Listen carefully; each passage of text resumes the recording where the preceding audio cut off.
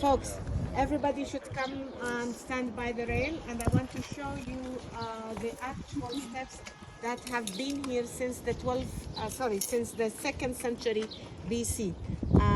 They were here and they were active during the Maccabees. And how do we know about the age of the stairs? Because during the excavations they found out some coins on the steps that go back to the second century BC. So they've been active 200 years before Jesus. And it seems that these steps were a very important passageway for the people who lived in Jerusalem, because as you can see, Jerusalem is consists of many mountains, and there are valleys around them. So when we read the scripture, we know that Jesus was in the upper room where we were, and he celebrated the Last Supper with his disciples. Later on, he took his disciples down to the Garden of Gethsemane, which is on the other side of the valley. So which way did they take? They took these steps down.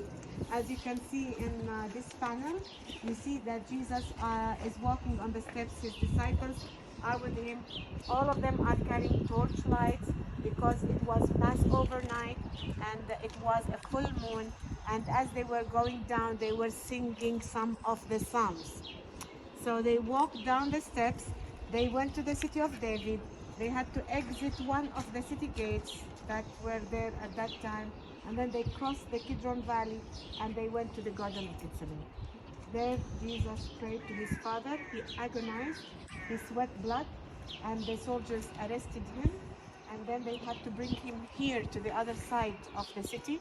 So they had to come the same way back, entering the city gate, coming to the city of David, walking down the steps. And if you look at that panel, you can see how they tied him with ropes, and the soldiers are whipping him, and they are walking on these steps, and they brought him to the high priest house, Caiaphas. In the house, he was tried for the first time, and he was imprisoned in a dungeon.